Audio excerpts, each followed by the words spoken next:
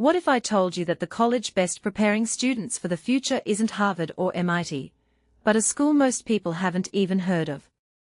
Wait, before you click away, hear me out.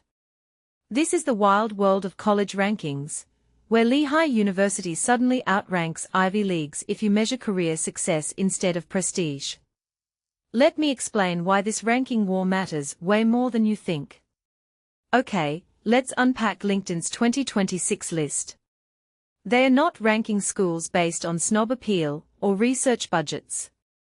Nope, they are tracking what actually happens to graduates.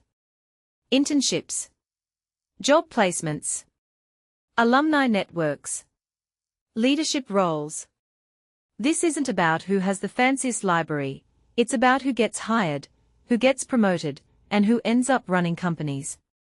But here's the twist: when you prioritize career outcomes, the rankings get weird.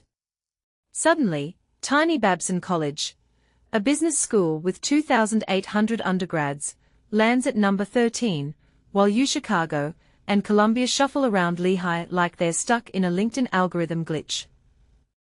Let me geek out on why this fascinates me. For decades, rankings like U.S. News valued wealth and exclusivity, rich endowments, low acceptance rates. Those metrics basically told colleges, hoard resources and reject as many applicants as possible. But LinkedIn's data flips that script. They are saying, we don't care if your campus is Ivy covered, how many of your grads actually land jobs? Personally, I think this reflects a generational shift. Students today aren't buying the follow your passion BS, when student debt averages $37,000 per borrower. They want ROI. They want proof their degree won't just collect dust while they work at Starbucks.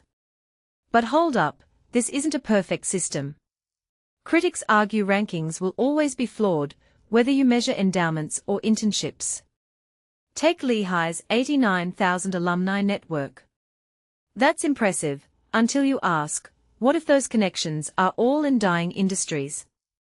Or consider Babson's 98% job placement rate. Cool, but are we counting barista jobs here? One thing I've learned covering education: metrics get gamed. Schools will always optimize for whatever gets them ranked higher. Here's what nobody's talking about: when we obsess over career rankings, we risk reducing universities to vocational training centers. Yes, getting hired matters. But what about critical thinking? Civic engagement? The joy of learning organic chemistry for its own sake. The original article mentions that classic 2011 book Academically Adrift found students often don't learn much. That's the elephant in the room.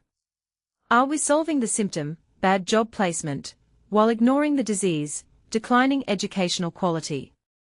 Let me get real for a second. As a creator who's obsessed with education trends, I'm conflicted. On one hand, LinkedIn's ranking exposes a brutal truth: colleges have spent decades prioritizing their own prestige over students' futures. On the other, when rankings shift to career readiness, universities might start teaching to the test of corporate America. Imagine a world where every major gets evaluated solely by starting salaries. Philosophy departments would vanish. Engineering would rule. Is that the kind of future we want? Or are we already living in it? What's your take? Drop a comment. Does a college's worth really come down to where its grads end up working? Or should rankings start measuring something completely different, like innovation, social impact, or mental health outcomes? Let's debate this. Because if there's one thing the LinkedIn rankings prove, it's that the way we judge education is changing fast. Maybe too fast.